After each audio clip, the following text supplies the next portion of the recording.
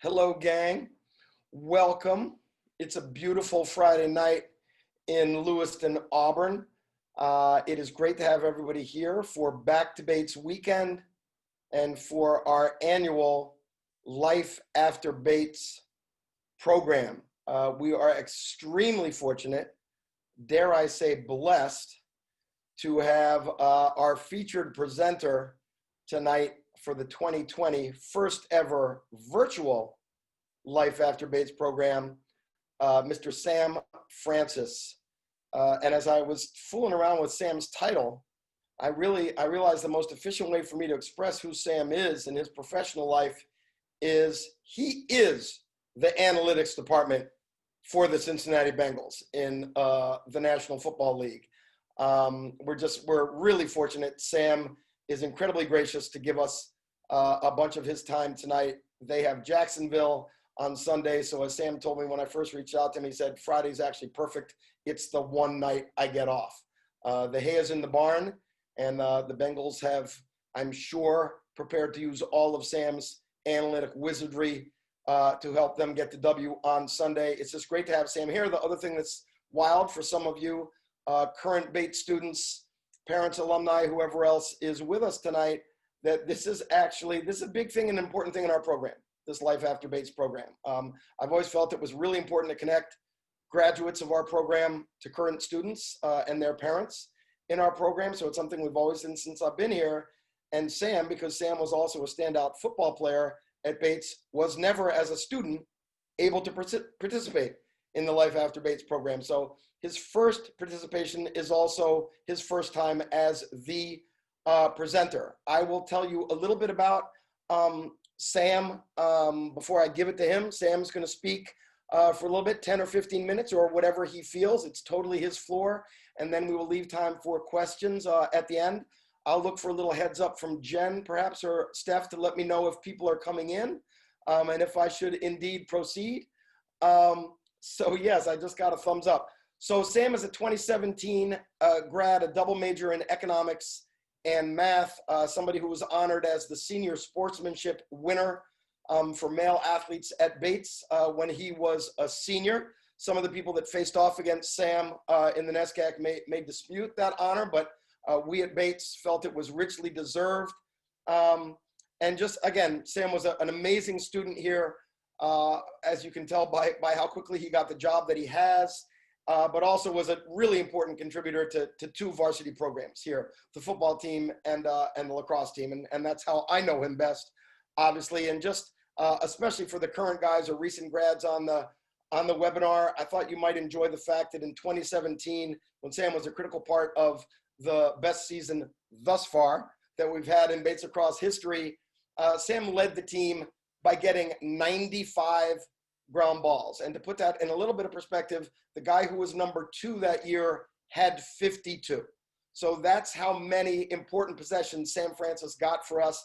He also faced off at 55%, going against the best competition in the country in our league. Led the team in ground balls his sophomore, junior, and senior year. Faced off at 54, 55, and 60% in those 3 years. And just was a huge emotional force for us and physical force, and just somebody who went about his work in really dignified, hardworking fashion, made all of us on the coaching staff look really, really smart. Sam, it is a pleasure to have you here, and I am going to give the floor to the head of analytics for the Cincinnati Bengals and 2017 Bates lacrosse and football grad, Sam Francis. Thank you, Coach. I appreciate that, and thanks, guys, for spending the time. It's really an honor for me to be here and talk to all of you. So I just wanted to lay out sort of what I want to talk about as we go through.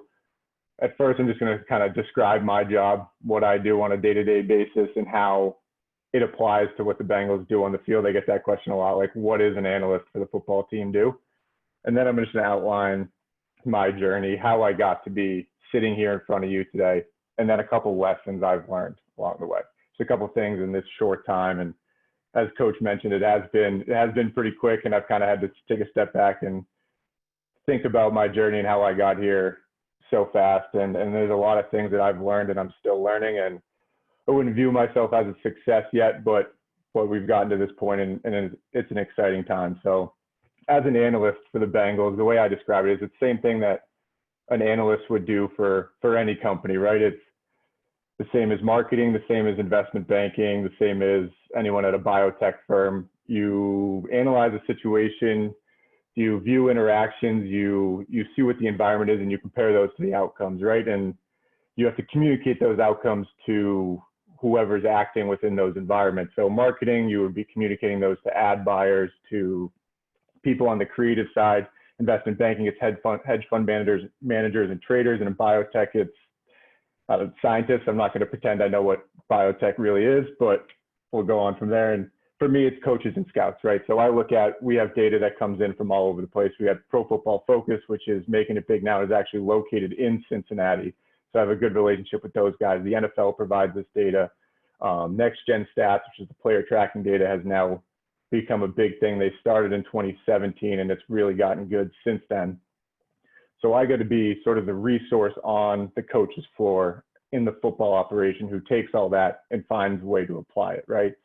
And where I got really lucky is I came in at the same time as this whole new coaching staff. So Zach Taylor came from the Rams in 2019. I came in with his staff, and so they had some sort of base level analytics when I got here, but I kind of got to build it from the ground up, and it's sort of my baby, and that's a rare opportunity. A lot of people don't get that, and I do recognize that, and it's something I try and not take for granted.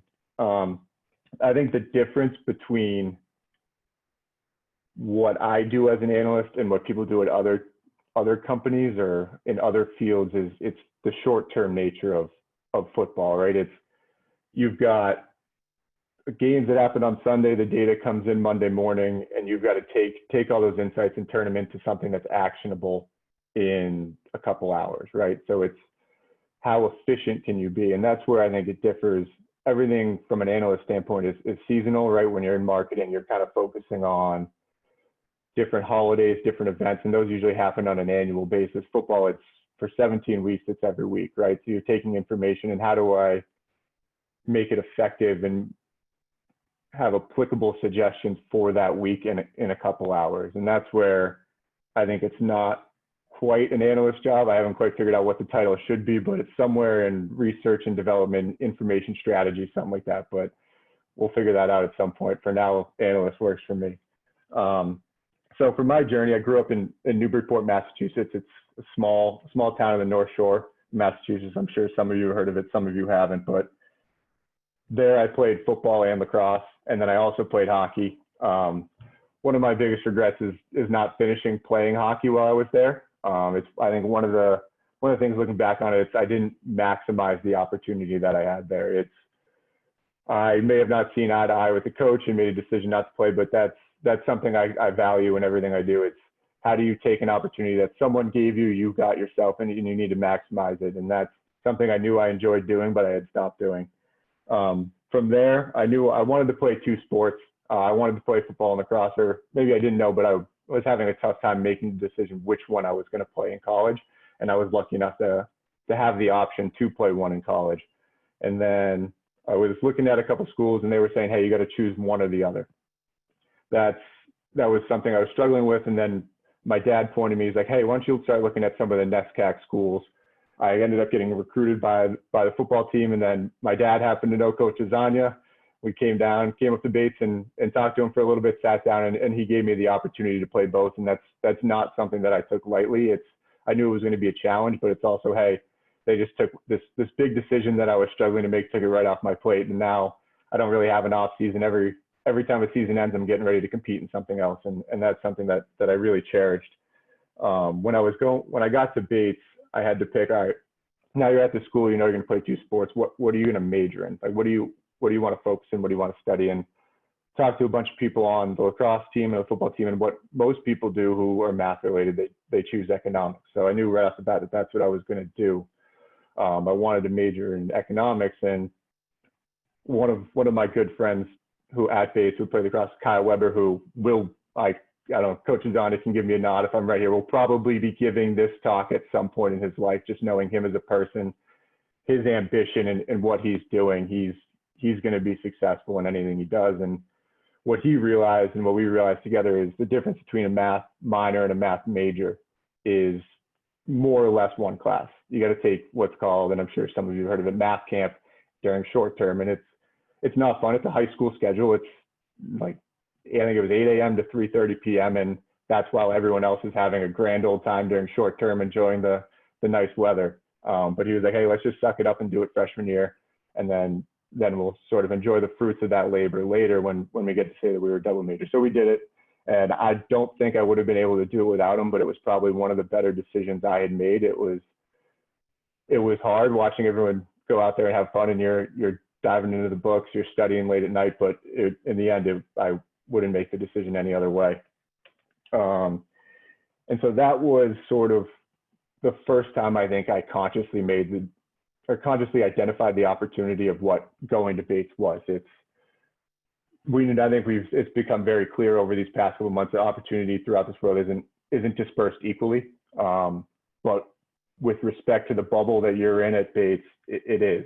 You guys are all sitting together. You all have access to the same resources, the same class list. You can major in the same list of majors, and in that sense of where you are, the opportunity is equal, right? And so, yes, some people may have connections outside that elevate them to different levels, get them different jobs, but within that environment, it is.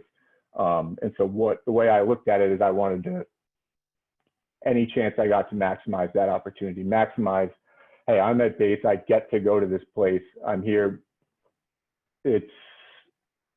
I knew this going in that I probably wouldn't have been able to go to Bates without my grandparents. They helped pay for me to go there. So it was sort of, I felt a responsibility to them to maximize it and do everything I could while I was there to get the most out of it. And so I sort of owed it to them. And that's what playing two sports was to me. That's what double majoring was to me. My junior and senior year, I was a TA for the econ stats class. And sort of the philosophy I built off that was you get comfortable with some capacity of work, some level of responsibility and things that you've committed to do, get comfortable with that, succeed at that, and then add to it, right? So playing two sports, I knew it was going to be a lot, went through 1 year, found myself having success in both of those, and then was like, all right, I'm going to double major. Me and Kyle made that decision. So we went on with that. Going to junior year, I decided to TA, wanted to get paid a little extra money on the side, but also, hey, this is something that's going to be challenging. It's a different group of people who I'm going to have a responsibility to, who I can sort of pass the knowledge I've gained, but also learn how to be, responsible to them and to add value to their education. And that's something I also did not take lightly. And kind of to quote something that Coach Zani says at the end of most of his emails, at the beginning or in the middle, sort of all over it, is it's stacking plus days, right? Every day you're doing something to improve yourself, to improve your team, to improve the environment you're in, right? And then that's a plus day. You go to bed, you wake up the next day, and you try and do the same thing all over again. And like one of the other things that I learned at Bates is it's about being a contributing member to a team. It's about versatility, right? And in football, I played linebacker. They switched me to safety because my senior year of high school, I tore my ACL, and I came in at probably 190 pounds maybe, right, as a quote unquote linebacker. They moved me to safety, so I learned how to play safety. And then by my junior year, when I put the weight back on, now I can play both, right? So that's one of the skills I find extremely valuable in everything I do, not just sports, is how do you have multiple skill sets in order to contribute where you kind of become indispensable, right? Like things can't go on without you. And that's a self-serving thing, it's a team-serving thing, but regardless, it's valuable for what you're contributing to. And so kind of going back to when I tore my ACL senior year of high school, when I came to play lacrosse, what would have been the spring of my freshman year, I hadn't really played lacrosse in 2 calendar years, right? So I think Coach can speak to this, a little rusty. Stick skills weren't quite there. It was coming off. Everyone had played fall ball, so they were a step ahead. The level of competition in high school lacrosse wasn't very high where I played, and it was a big jump for me personally, right? So I was getting used to it. My knee was back to full health, and I was trying to get back to the level where I knew I could be. And so I didn't play much freshman year, and then going into sophomore year, I had taken face-offs in high school, but it's a completely different level than what you see at the NESCAC, right? I had done it as part of what I did, not what I did, right? So I really had to learn how to do that, because going into my sophomore year, we graduated a senior who was an all NESCAC guy at some point in his career. And we had another guy who left school who was also an all NESCAC guy at a certain point. So all of a sudden, we don't have anyone to do that. And so I had done it my freshman year, just kind of in practice. And I was like, all right, I got to figure out how to do this, because I'm looking around at the rest of my team, and you've got monsters all over the class and all over that team with Andrew Melvin and Charlie Fay and Kyle Weber and Freddie. Like, I'm looking around at that class and I'm like, we're missing one thing, right? So kind of back to the self-serving part, like I want to get on the field, so I want to be that one thing, but also the best thing for the team is, hey, we need to fill that void. And this may be the beginning of something special for this team. And I joke with Charlie and Andrew all the time is I was a glorified delivery boy, right? Like, people who look at my stats now, they're like, oh, you didn't score in high school or in college? And I was like, no, I didn't. But you also don't know the guys who I was giving the ball to. It's where are we going to have a better chance going? And I shot the ball. I would run down and take a couple of shots here and there, but who's going to give us a better chance to score is if I hand the ball to Charlie and let him go against my guy and his guy, or if I run to there's no question. I think coach will agree. We all know that. But it's a humbling thing, but it was also great to be a part of that. And that's, I think, what led me to, and why I enjoy this job is I always wanted to be a part of a team, contribute to that team, and succeed with that team. And playing football on the Lacrosse Debates, that's what I found, and what I think a lot of you may realize, may not realize, and it may sound like your parents saying, oh, you have no idea how good you have it now, but it's a very unique point in your life. And what I really realized pretty quickly when I was in Buffalo, and we'll get to that, but it's the only time in your life when you're waking up around your best friends and you're all have the same agenda, the same motivations, and the same end goal. You're never going to have that again. And that's kind of what I have here. People have different things going on. People I work with have kids, they have families, they have others, more important things going on. We all are waking up every day, getting in here, working incredibly hard towards one goal of winning football games, but it's not as pure as it was in college. You're not waking up on the same floor, in the same room, in the same dorm, house, whatever it is, as those guys, and going to work every day. And that's something I realized when I got to Buffalo. I was like, oh, that's what I enjoyed most about it. And kind of going back to lacrosse, I think we realized we had something special. And on that, I think it was my sophomore year, was a random Tuesday night. Coach gave me a nod if that was right. We went down to Tufts and we beat them 12-8. And we had known that we were good. My freshman year, I think we lost 7 or 8 one-goal games, and we knew we were right there. And then we went down to Tufts. It's just, you get on the bus at 3 p.m. You get down there, you're playing a night game on a Tuesday. It kind of seems flat. And we beat them 12. I think they were number 1 or number 2 in the country at that time. We're like, all right, things clicked, and we kind of ran from there. And that's kind of how I feel about where I am today with this team. We're right there. It's a feeling that I've had a couple times in my life, but with that, like, you're right on the edge, you're doing things the right way, and you're about to break through. And I feel like that with this Bengals team, we're right there, and it's at a different level. It's a different environment than it is in college, but we're there. And that's, I don't know, something that I felt it for the first time earlier this season. And that's kind of one of the experiences you have at Bates that applies elsewhere in your life. And I'll touch on a couple more of those as we go through, but it's, people talk about all the time, learning things and learning skills and stuff that apply. And it's some of those feelings as well that you can apply throughout your life and know, like, hey, I'm on the right path because I felt this before, and things did work out. So next, as I was getting ready to graduate from Bates, we were at a tailgate after one of our, I don't know, probably mid-season, early season games. And I was sitting at a table with Mr. Jones, Clark Jones' dad. I think the freshman class is probably the senior class is probably the only one who played with Clark. But I was talking about with Mr. Jones what I was going to do after college, and I had gotten a job offer from just a company in Boston, and I explained it to him. He was like, well, Sam, you don't sound too excited about it. And I was like, yeah, well, you know, it's a job, whatever. And he was like, hey, I got a friend up in Buffalo, and he made the call. He made a call up to him, and next week I interviewed, and then I was in 2 days after we graduated, I was in Buffalo as an analytics intern for the Bills, which ended up, no, I had no idea at the time, but ended up being what got me this job. Was I started with the Bills as an intern, and during that time, Rex Ryan had left, Sean McDermott was coming in, and Rex Ryan didn't do a lot of analytics. Sean McDermott wanted to do a lot of analytics, so I didn't realize at the time I was working under a bunch of other people, but I was getting to see what it's like to build this analytics program from the ground up, which happened to be the experience that they needed in Cincinnati last year, and why I was able to speak to how I would go about doing the job, and why they eventually hired me. And growing up, when I was in Buffalo for that, I don't know, I was there for 5 months as an intern, 4 or 5 months as an intern.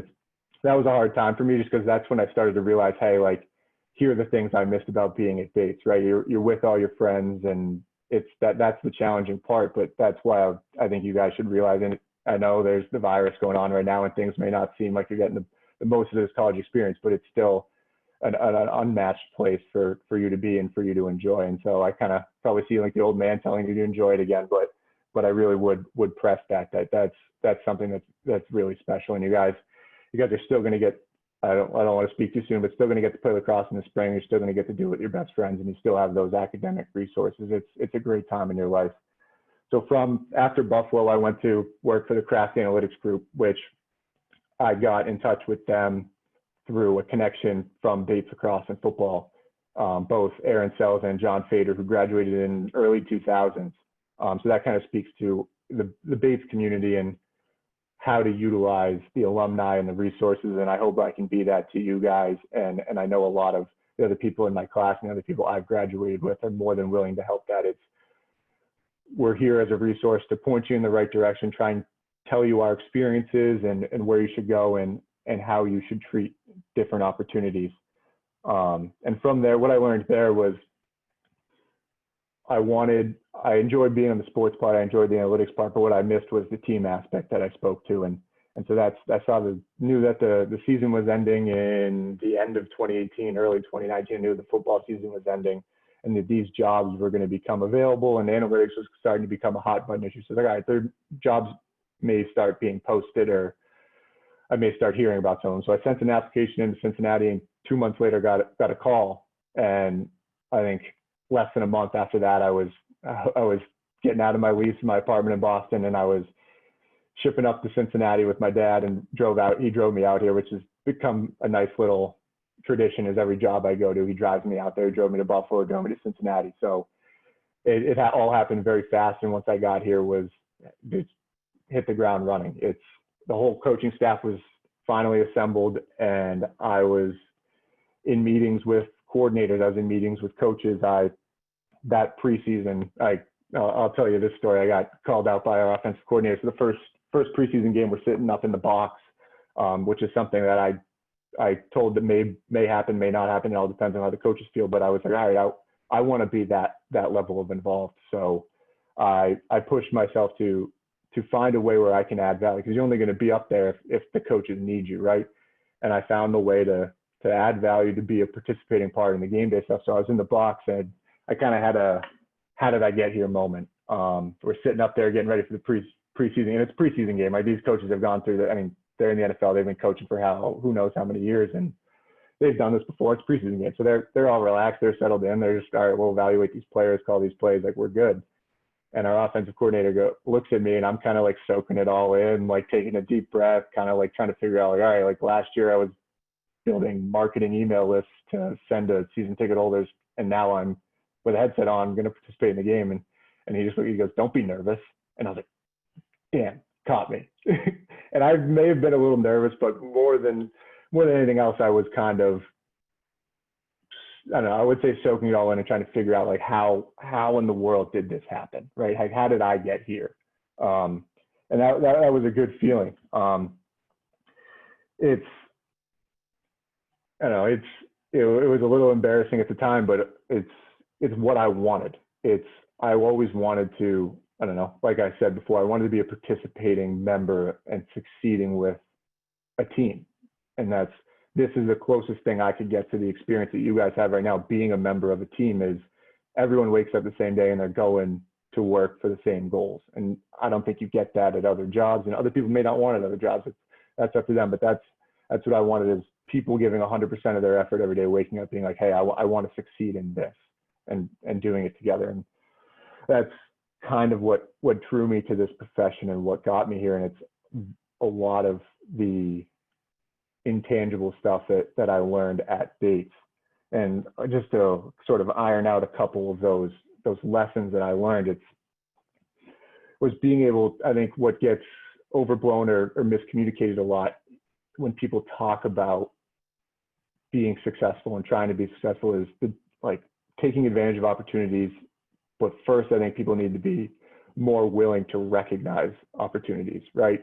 So it's pretty obvious when starter gets hurt and coach says, all right, you're going to start. Yeah, that's an opportunity, right? If you go out and play well, you're taking advantage of it, right? If you study and know your position, yeah, you're taking advantage of it. But I think some people have too high of a threshold for what that opportunity is.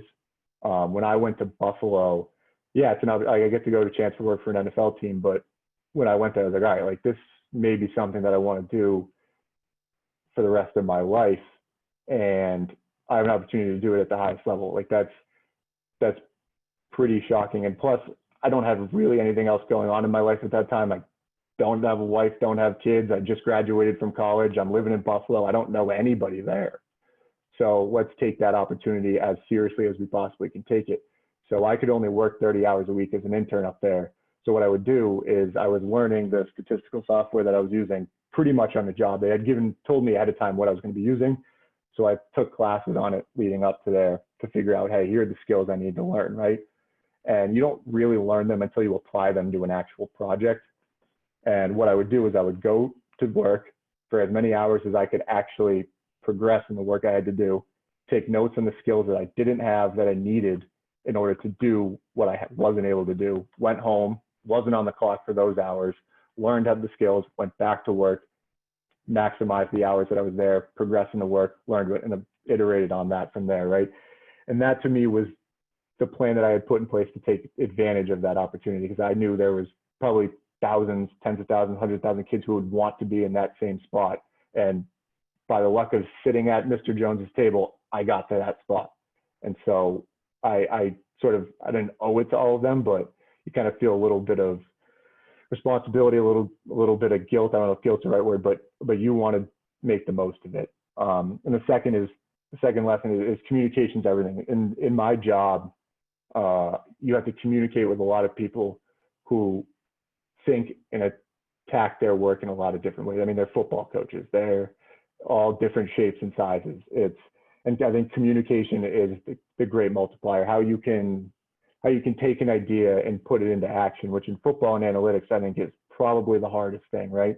I can come up with the most complex and interesting and important thing in the world, but if we can't find a way to apply it and use it in a game, then it means nothing. And that's what I think gets overblown in the media a lot when they talk about analytics with football, is they talk about catch probability and all that stuff, but how do you use that in a game? Like, how's a coach going to find it's great for media. Like, it's awesome to talk about Russell Wilson running out to his left, throwing a ball to the opposite corner of the end zone, guy catches it. Yeah, it's a pretty accurate model that says the catch probability was this, but short of evaluating how great Russell Wilson is, which we already know, it doesn't tell you much, right? So that's where I think communication and finding a way to apply ideas is a great multiplier. It's one of the hardest things I think to do, and one of the most important skills. And the last, I think you find this in a lot of successful people, is to crave fault, to crave responsibility, right? I think the first time I realized I love this job and I was sort of found what I wanted to do was I got yelled at. I messed up, made a mistake. Guy came in and was like, "Hey, this is wrong." Like, and I had nothing. I was in a corner. He caught me. I owned up to it. I was like, "Hey, yeah, I messed up. That's on me." But that's the first time since I was at Bates where it was, you have the responsibility level where you can mess up. You are at fault. That the other jobs I had where I was so entry level, like, no one's ever going to blame anything on you, right? if you mess up, it's not your fault. It's usually your manager's, right?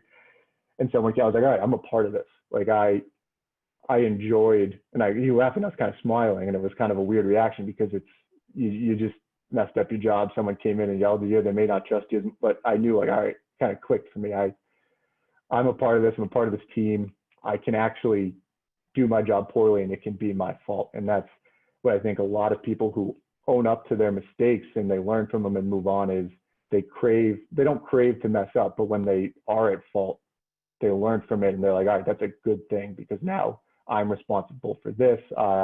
People are trusting me and relying on me for certain things. And that's something that I think facing off in lacrosse is probably the perfect example of, because I mean, you got your wings out there, but they're 15 yards away for 2.5 seconds, it's on you.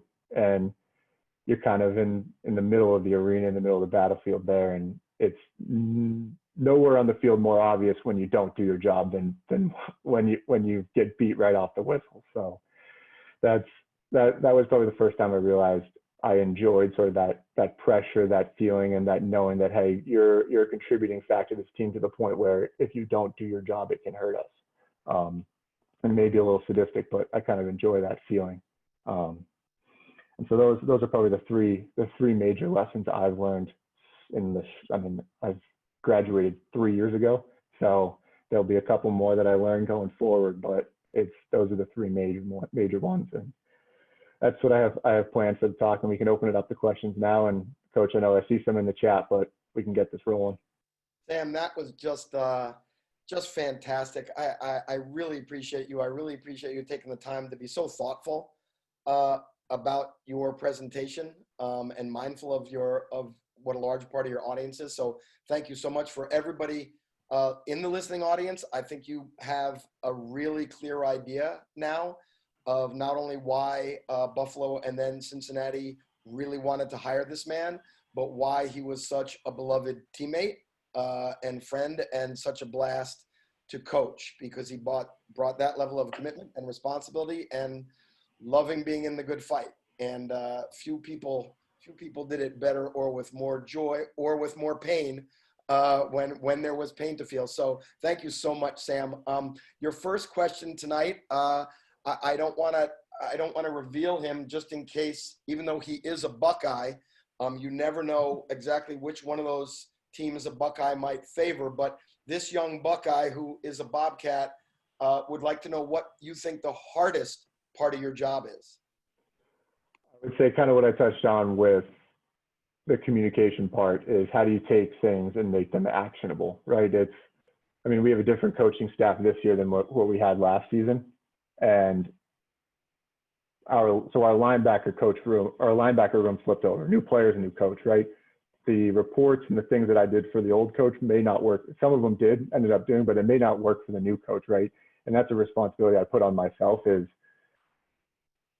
if I'm giving you the information and you can't consume it, you can't use it, then that's on me. I'm not going to sit here and point the finger at you and be like, hey, you're not getting this. And I think that's what I touched on. Is a lot of analytics in the media gets sort of portrayed as is, we know all the answers and we're here to tell you that you're doing your job incorrectly and that you're the dumb one. That's not what it is. These guys have been coaching for a long time. They're at the NFL, so they're at the top of their profession. There's no way I know more than them, right? So it's how can I add value to someone who's already that good at their job, right? They've gotten to this point, and the way I attack it is I got to make their life easier, right? I got to give them information that either they would have to spend a lot of time gathering, or things that they would have never been able to get to before, just based off of how much time it would take to gather, and whether that be building a system that gets them to a certain section of the film, certain cut up, expanding their ability to break down film, any of those. I think that's the most challenging portion. And to answer your question is personalizing each complex piece of information to each coach so that they're able to use it. Thank you, Sam. That's really good. There's actually a question coming up soon that may relate back to that. But our next question from a participant or audience member is really interesting. Can't wait to hear your answer to this, actually. And that is, obviously, you talked a lot in the content of your remarks about how important team is to you. In your case, at Bates, teams. In your case, in your professional life, now team singular. But probably I bet there are many teams within the larger Bengal organization. You probably feel like you're part of a lot of different teams. But this questioner wanted to know, what is your favorite memory from your time at Bates, not connected to your teams? I would say it had to have been my junior year, second semester. The second semester I was a TA for econ stats, right? And anyone who's taking econ stats and is planning on being, it's kind of, I don't know, the way I view it, it's what filters people out of being econ majors, right? People get to that class and they struggle, and then people will happen to switch majors. And that's part of the reason why I felt it was such big responsibility to be the TA there, because you're kind of the intermediary between the professor and the students, right? You're supposed to understand and know everything that the professor's saying, and now you need to help the students understand and dial that in, right? And we had a student who wanted to be an econ major, that was his entire plan, and he was struggling. He didn't do well in the first exam, and we ended up able to, I worked with him quite a bit and got him, and he crushed the second exam and ended up passing the class. And I don't know, I probably should check in, but I believe he graduated as an econ major and moved on. So that, I guess that could be being part of the econ team, but that's outside of sports, was probably one of my favorite accomplishments. That is a really cool story. Thank you. I hope the questioner enjoyed that answer. Our next question, and I bet when you were just giving the answer to that one, a number of the people that are on this webinar right now are wishing that you were still a Bates student so that you could help them and TA them. But this is sort of a related question from one of our current Bobcats. Again, many people on this webinar will be able to relate to this question. Econometrics, a word that I can barely pronounce, I have to go really slow to even be able to say it, has been something that has crushed the hopes and dreams of a number of men that you've known, and certainly that I've coached. And our questioner wants to know, were there things that you learned in econometrics and other related classes that you feel directly are applicable to what you're doing in the NFL? 100%. I think what I learned from econometrics was what you learn is advanced analytics, like sort of modeling techniques, right? You learn those specific, and they do apply them to specifically econ in those classes, and you do a lot of empirical studies and case studies on models people have already made. But you learn how they work, how you're predicting, what the different aspects of predictive modeling are. And what I learned from that was all those different little things and how to build a model. In that class, I never built one on my own. You learn all the pieces to it. And then when I wrote my thesis using those skills on salary inequality within the NFL and how that affects team performance. And now if I look back and I redid that project, I'd probably do it completely different, probably not do one thing the same, but it was sort of the first real life experience of, hey, how do we take, and what I talked about earlier, taking something you learned analytically and applying it to football? Like, how would you actually use it? It's the first time I tackled that problem. And I think that's the challenging part of econometrics, or at least was the hard part for me, was it's so abstract at that point. It's all theory based. You never get to really touch and feel like, here's how it works and here's how you would actually go on and use it. But that's probably the most applicable part of that class that I took. That is really cool. Thank you. This is actually sort of a related question from a listener. What other skills in your toolkit, again, words I have to write down because I don't really understand them, programming language and other statistical analyses, would you say are, what, if you had to, give us a short list, what skills in your particular toolkit are most valuable to you in your work? So when I forget, it was one of the economics electives. I had a younger professor, and we had been using, I don't know if they still use it, but Stata was the program that we would use in our econ classes. And I didn't know what Stata was, how applicable it was to the real world. And this professor wasn't using it. And I was like, hey, professor, like, hey, I only know how to use Stata. What you're putting on that screen, I have no idea what that says or what that is. And he was like, well, this is the only time you will graduate and get a job and use state is if you become a professional economist and you're writing papers for the Wall Street Journal. And he goes, do you plan on doing that? And I was like, no, I don't. Maybe, but no. And he was like, oh, the skills you will probably use are R or Python, which are advanced analytics tools, and then SQL, which is a database management tool.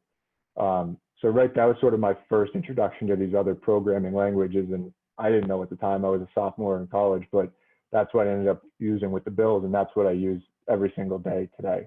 And it's kind of crazy how it happens, but I started getting introduced to those skills there, and they ended up being completely applicable to what I do today. That is really cool. Have you ever communicated that back to that professor? I haven't. He was a visiting professor, so he kind of was in for one semester and then he was gone. But I tell you, if you could try to find him, I mean, especially he may not have taught that many people who are currently working in the NFL. Yeah, that's really cool. Thank you. Next question for Sam is a great one, and probably that will help a lot of our attendees tonight. Do you have any best tips that sort of have guided you, that have benefited you? I suppose there could also be things that didn't have positive outcomes in your answers, but best tips for preparing for job interviews. I would say it's come to the table with things that you've taken initiative on and accomplished and been successful doing. Everyone's going to come and say, I graduated from here, I took these classes, but what does that do for the employer? And one that I will apply to all of you as you're at Bates now is at Bates, and kind of from what I said earlier, we didn't learn those hard technical skills, right? It's a liberal arts school. We all knew that going in, and you learn what I believe that I learned the most there was how to learn, right? Like, I feel at this point, you could give me any problem, and yeah, I can look you in the eye and tell you right now, I don't know how to do that, but I can also tell you I'm going to be able to figure it out. Like, I'm going to be able to figure out how to do that. And that's where when I was interviewing here, where I think I saw it sort of click in their eyes, like, all right, this may be the kid for the job, is you're working in the NFL. One, no one team does analytics the same. Two, no one knows exactly what the best way to do it is. So it's not like your cookie cutter job where it's like, all right, we need a guy with these skills and he's going to come here and do this, right? We need a guy who's going to come in and figure out how to do this stuff. And I think that's what I learned at Bates is you get a lot of these projects and it's like, that's not in the textbook. I don't know how to do that. But it's the people who succeed the most are the people who figure it out. And I think that's probably applicable across every class at Bates, is you figured out how to do that. And that's, I know, kind of to go back on the experience of facing off, I knew how to do it, but I didn't really know how to do it. So I figured it out. I got a new coach, Marmiani, so I'll give him a shout out. I don't know if he's watching out there. I told him I was going to be on this today, but I got with him, and he worked with Chris Eck, was it John Ortolani? I know his last name's Ortolani. Worked with him, and I got with him and a bunch of the guy who faced off at Endicott was there, and there's a bunch of guys who blew me out of the water the first day.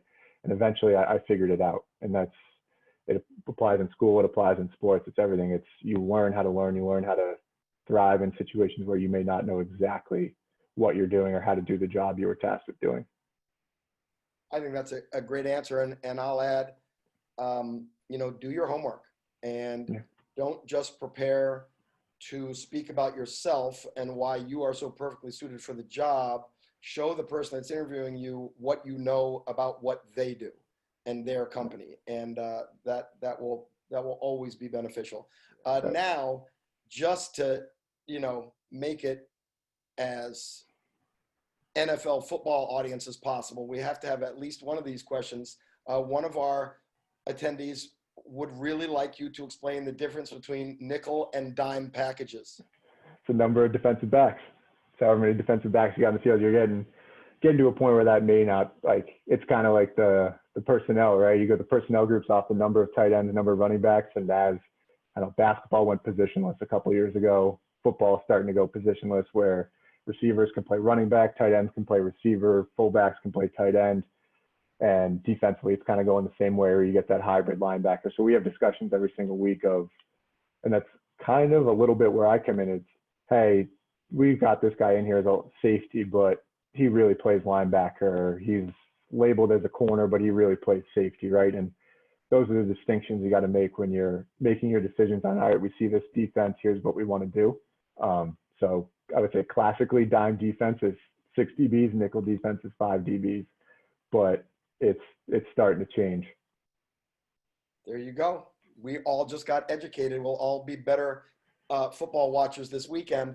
And I think if you asked the current Bobcats that are on this right now, they would tell you that the way that we approach the first week of ever being able to coach base lacrosse players in September, we are approaching it as a positionless deal as well. Having attackmen, midfielders, and defensemen, everybody's doing all the same drills, which is sort of the wave in our sport and certainly in our program. Our next question, which I think is a really interesting one, can't wait to hear you answer this, is do you think you all have an advantage being a solo Sam Francis analytics department versus other people that you all compete against that have multiple people in their analytics department? What do you think clearly the pros are, you are the man, but how do you actually assess that? I think it's always going to be an advantage to have more people, but I think where we separate ourselves, or where I think we do better than other people, is how embedded and ingrained it is, right? So I'm in my office right now, and right next to us is our senior defensive assistant. 2 doors down is our like player life representative, and then right around the corner is the head coach, defensive coordinator, the offensive coordinator, all down the hallway. And so I'm on the floor, I'm in it with them, and I know that that's not there's some analytics departments who have 7, 8 people, but they're not involved the way that we do it here.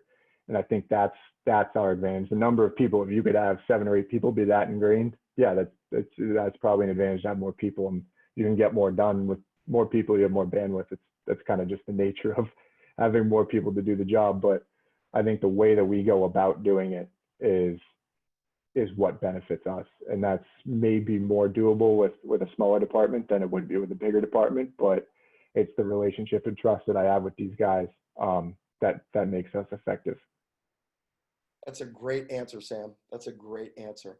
Our next question is also football related, another really interesting one.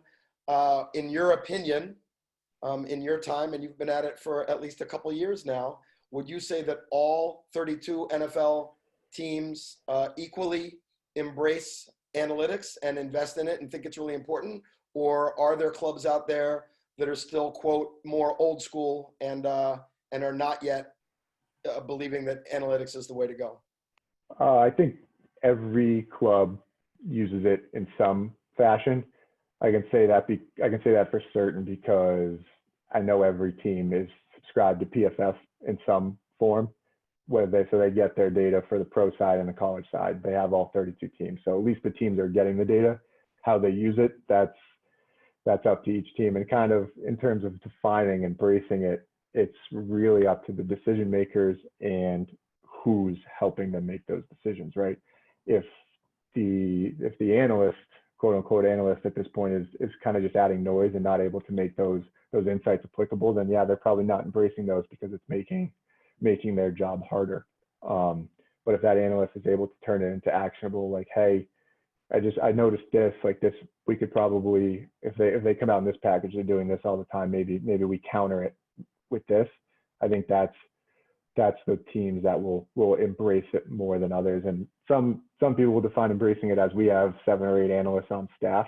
The way I view it is how it actually gets used in their day-to-day operation. Thank you. That's great. All right. We're going to let Sam go after this one because he's been with us for a long time, giving us a lot of his Friday night. This is his night off. We've got to go let him actually have some of his life back. This last question is a beautiful one to finish on.